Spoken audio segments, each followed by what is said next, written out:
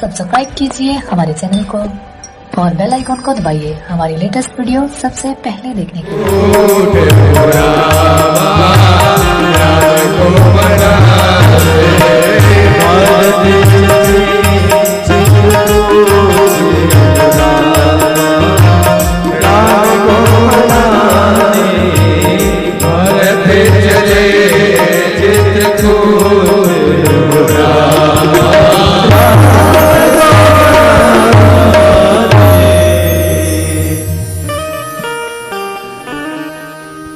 भरत जी की यात्रा प्रारंभ हुई है।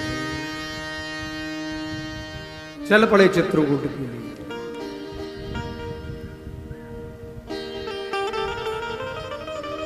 इधर जो ही भरत जी आगे बढ़े, सिंहबेरपुर में गुह को समाचार मिला भरत जी आ रहे हैं और सेना लेकर आ रहे हैं। अच्छा, भरत जी सेना लेकर क्यों जा रहे हैं मालूम है? कारण क्या था? भरत जी के ने एक निर्णय किया है, हम चित्रकूट में जाकर के राम जी का राज्याभिषेक करेंगे, सत्ता वहीं सौंप देंगे और जहां सत्ता सौंपी जाती है वहां गार्ड ऑफ ऑनर दिया जाता है, सलामी दी जाती है। इसलिए सेना लेकर जा रहे हैं। राम जी को वहीं पर चित्रकूट के तलहटी में सलामी दी जाएगी, इसलिए सेना लेकर जा रहे हैं। भरत जी चले जा रहे हैं। गुह को पता चल गया कि भरत जी आ रहे, सेना लेकर आ रहे हैं। गुह ने कहा कि एक काम करो, अब सब नौकाओं को छुपा दो, जीवत पाव न पाछे धरही, रुंड मुंड महिमेदन करही। भैया, संत को समझना सहज नहीं है और भरत जी को समझना बहुत कठिन है। आज गुह समझ नहीं पाया, मानो बाधा उत्पन्न करना चाह रहा है गुह। तब तक तो एक वृद्ध को छींक आई, उसने कहा कि राम ही भरत मनावन जाइए और सगुन कहीं अस विग्रह नाई।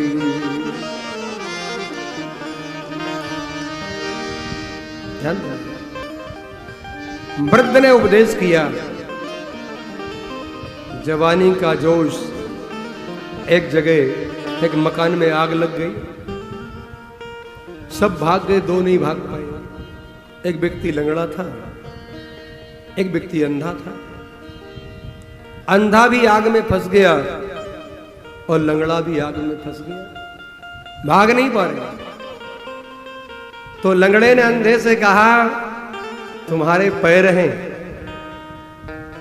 और मेरे आंख हैं, चलो राजीनामा कर लेते हैं, क्योंकि मेरे पास आंखें ठीक है, मैं देख सकता हूं, आपको रास्ता बताऊंगा कहां से निकलना, और तुम्हारे पास पैर है तो मुझे कंधे पर बिठाओ, दोनों मिलकर बाहर हो जाएंगे। समझौता हो गया और दोनों बाहर आ गए। ये लंगड़ा कौन, अंधा कौन?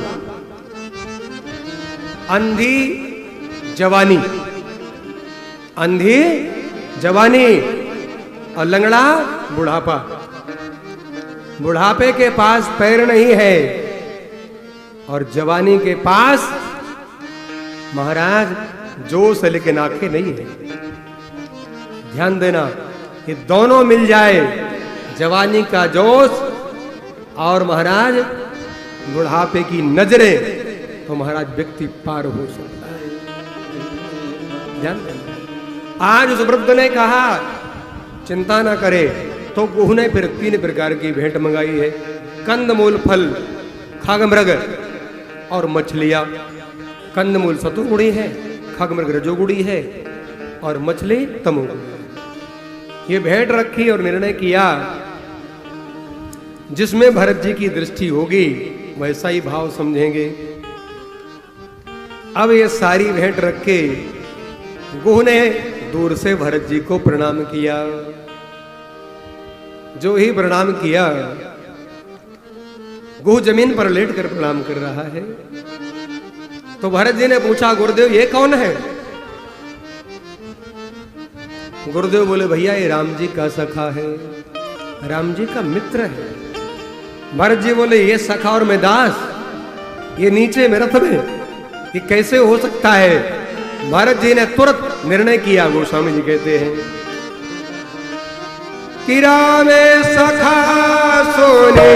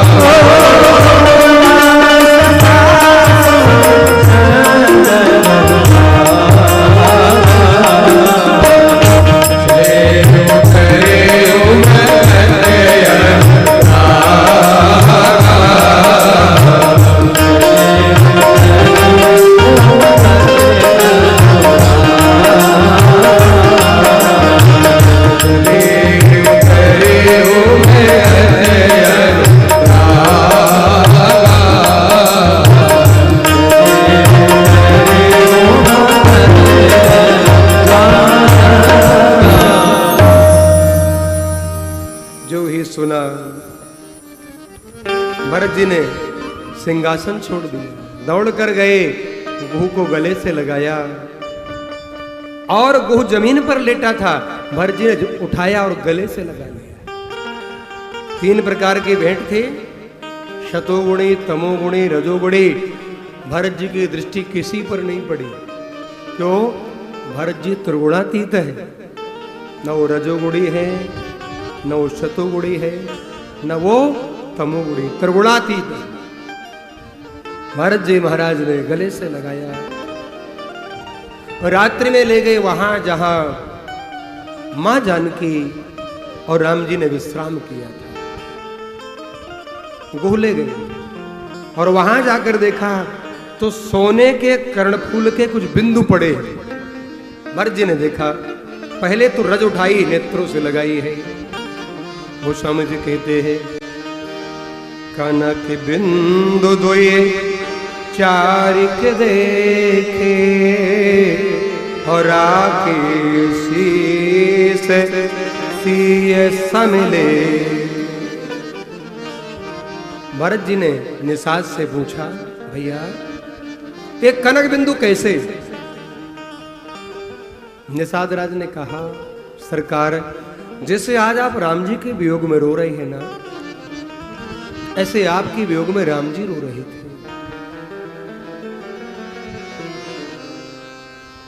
जब रात में राम जी विश्राम कर रहे थे तो मैंने कहा, सरकार आपको ऐसे में सोने का अभ्यास तो है नहीं है? तो राम जी बोले, गुह बात सोने की नहीं है, बात यह है मुझे भरत की बहुत याद आ रही है। और इतना कह के राम जी ने वो सांसी ली और राम जी ने जानकी जी की तरफ से मुंह मुझे मेरी तरफ किया ताकि जानकी जी इस दृश्य ना देख पाए। तो राम जी की गर्म उसास जब निकली और मां के कर्णफूलों में पड़ी तो मां के कर्णफूल पिघल कर गिर गए। आज निषाद ने कहा और मैंने देखा, तो भरत जी ने कहा, क्या संभव है ऐसा? निषाद ने कहा, संभव नहीं है। जब आप उसासी लेते हो तो महाराज पत्थर पिघल जाते हैं, तो क्या राम जी आपका नाम लेकर उसासी लेंगे तो क्या कर्णफूल नहीं पिघल सकते? दूसरा भाव, निषाद ने कहा, आपके वियोग में मैंने देखा है, आपके वियोग में राम जी रोने लगे और राम जी ने लाख प्रयास किया कि जानकी जी ना देख पाए मुझे, लेकिन जब राम जी रोने लगे तो मां भी रोने लगी। और निषाद बोला कि मां को देखकर और राघव को देखकर मैं भी रोने लगा। तब मैंने एक दृश्य देखा। क्या देखा? कि जब जब व्याकुल होत सिय अति ही पुलकित गाय अस्य बिंदु होए मही गिरत कनक बिंदु होए जा। मां का शरीर पुलकित हो गया, मां रोती है और मां के अश्रुबिंदु जब धरा पर गिरते हैं वही अश्रुबिंदु कनक बिंदु में परिणत हो जाते हैं। केवट ने कहा, भरत जी आज यह सुनकर आश्चर्यचकित हो गए। आज भरत जी निषाद राज में लक्ष्मण जी का दर्शन कर रहे हैं। जो रामघाट है वहां राम जी का दर्शन हो रहा है और मां के जो कनक बिंदु हैं उन कनक बिंदुओं में भरत जी मां जानकी का दर्शन प्राप्त कर रहे हैं। जो भीतर होगा वही बाहर आएगा, जो भीतर होगा वही बाहर आएगा। ध्यान देना, एक डॉक्टर चश्मा लगाता है सभी को। एक व्यक्ति डॉक्टर के पास गया, जरा मुझे भी चश्मा लगाओ। उसने कई लेंस लगाए, पढ़कर सुनाओ क्या लिखा है। वो बोला कि मैंने सुना था डॉक्टर साहब जो चश्मा लगाता उसे पढ़ना आ जाता है। डॉक्टर साहब मैंने सुना था जो चश्मा लगाता उसे पढ़ना आ जाता है। डॉक्टर साहब बोले ठीक सुना था, लेकिन अंदर होगा तब ना बाहर आएगा। पढ़ाई अंदर होगी ना तब तो बाहर आएगी, अंदर नहीं तो बाहर कैसे पढ़ाई आएगी। इसी प्रकार अंदर भगवान होंगे तो भगवान बाहर दिखाई देंगे, अंदर नहीं है तो बाहर कैसे दिखाई देंगे। ध्यान दे, कवि ने बहुत सुंदर कहा कि प्रेम की बात जमाने से निराली देखी, कि प्रेम की बात जमाने से निराली देखी। प्रेम में फलती फूलती डाली देखी, कि प्रेम शैतान को, कि प्रेम शैतान को इंसान बना देता है और प्रेम पत्थर को भगवान बना देता है। कि प्रेम पत्थर को भगवान बना देता। आज भैया भरत जी का मिलन हुआ, रात्रि रुके, सुबह हुई, मां गंगा को प्रणाम किया और भरत जी ने निर्णय किया सिर भर जाऊं उचित असमोरा, सबते सेवक धर्म कठोरा। क्या गजब की बात है। भरत जी कहते हैं यहां तक मेरे सरकार आए, अब इसके मेरे सरकार पैदल गए तो मैं सिर के भर चलना चाहता हूं, लेकिन संभव नहीं है। सबको गंगा पार करा दिया। बाद में भरत जी पैदल गए, प्रयाग में पहुंचे और झलका झलकत पाए न कैसे होश कोश। महाराज पंकज कोश कोश कण जैसे पहुंच गए प्रयाग में। वहां जाकर भरत जी ने मां गंगा में स्नान किया, मां जमुना में स्नान किया है। स्नान किया अलग अलग किया, त्रिवेणी में नहीं किया। सबने त्रिवेणी में स्नान किया। भरत जी से आप भी कर लो, बोले बिल्कुल नहीं करेंगे, हम गंगा जी में करेंगे, जमुना में करेंगे, त्रिवेणी में बोले नहीं करेंगे। बोले क्यों? बोले सरस्वती मिली है, किसी सरस्वती ने मेरी मां की बुद्धि को बिगाड़ दिया है। आज भरत जी ने गंगा में स्नान किया, जमुना में, और आज भरत जी की जय जयकार हो रही है। भरत जी ने कहा मैं मांगना चाहता हूं। बोले मांगो, क्या चाहिए? आज गंगा ने कहा भरत जी तुम सब विधि साधु हो। जमुना ने भी कहा तुम सब विधि साधु हो। मां सरस्वती बोले तुम सब प्रकार से साधु हो भरत, चाहे वो भक्ति पक्ष हो, चाहे ज्ञान पक्ष हो, चाहे कर्म का। भक्ति गंगा, कर्म जमुना और ज्ञान सरस्वती, तीनों ने भरत जी को साधु साधु कहकर संबोधित किया। आज भरत जी महाराज अब यहां से आगे बढ़े, भरद्वाज जी के पास गए। भरद्वाज जी ने देखा और भरद्वाज जी कहते हैं, सुनहु भरत हमें झूठे न कही, उदासीन तापस बन रही। हे भरत जी, हम झूठ नहीं बोल रहे, हम वन में रह रहे, उदासीन है। देखो, व्यक्ति झूठ दो कारण से बोलता है, दो कारण। पहला कारण किसी की प्रशंसा में, किसी की प्रशंसा में झूठ बोलता है। आपने देखा होगा, कई लोग होते हैं नेताओं के साथ चलते हैं, किसी के साथ चलते हैं, वो रात दिन इतनी लंबी लंबी फेंकते हैं कि संभालना मुश्किल हो जाता है, इतना लंबा बोलते हैं। हमारी यहाँ तक पहुंच, हम यहाँ, हम वो अपने ही हाँकता रहता है 24 घंटे। जब भी मिलेगा मैं ये, मैं वो। व्यक्ति दूसरे की प्रशंसा में झूठ बोलता है, या तो अपनी प्रशंसा या अपने मित्र की प्रशंसा झूठ बोलेगा, और शत्रु की निंदा में झूठ बोलता है। दो चीजों में झूठ बोलता है, अपनी प्रशंसा, स्वप्रशंसा, या मित्र की प्रशंसा और शत्रु की निंदा, दो में झूठ बोलता है।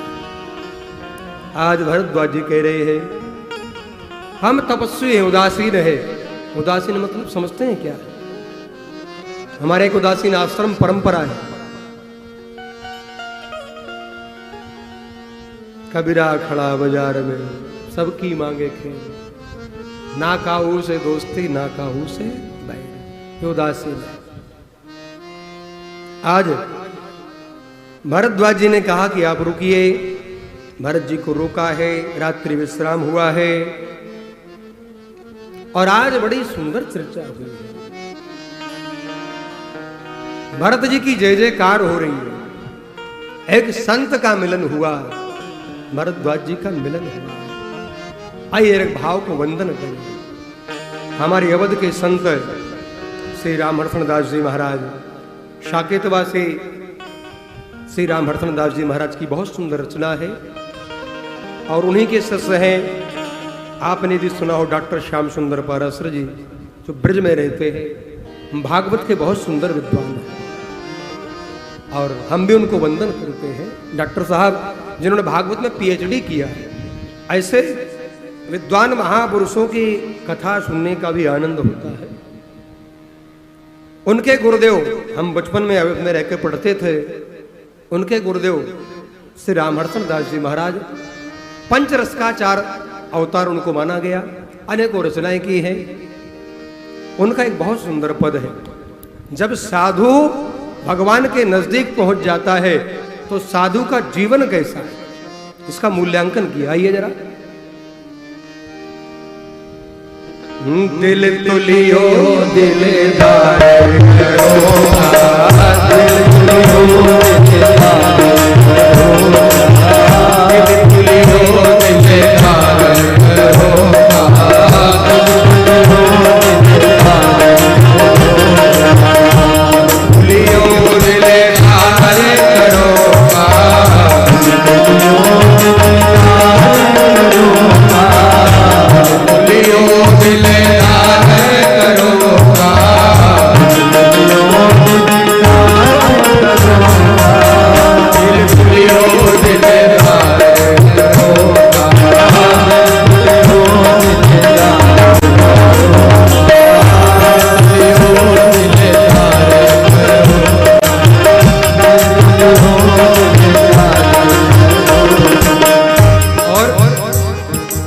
जितनी माया का स्वरूप है, बहुत सुंदर भाव कवि ने दिया। मैं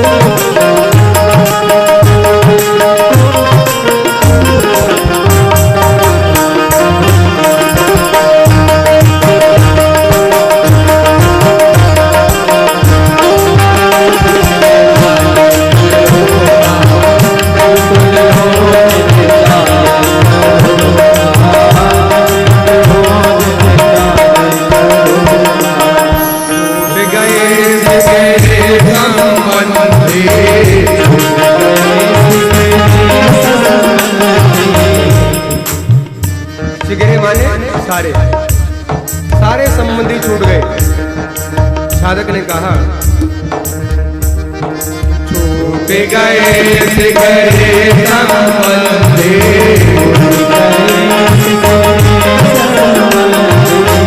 छूट गए सिगरे संबंधी,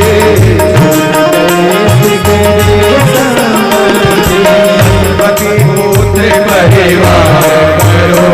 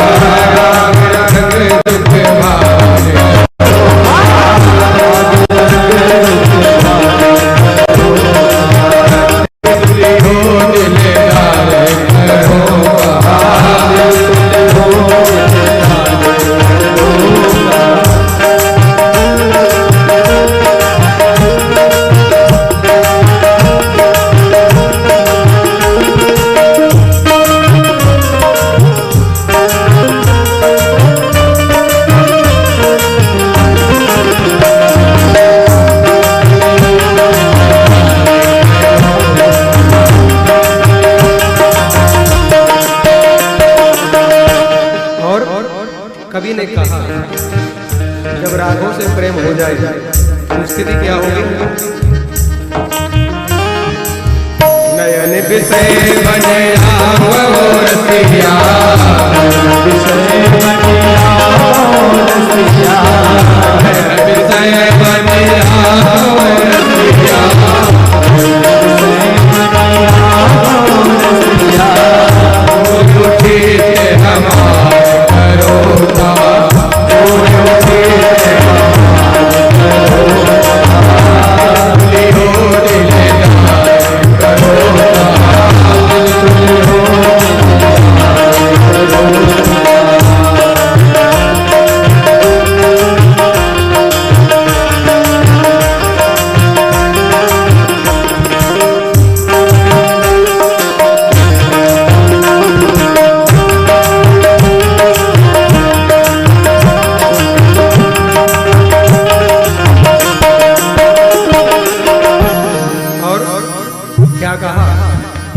अंतिम पंक्ति में श्री महाराज श्री ने क्या लिखा? श्री हर शरण हरे हरे जग मोहि,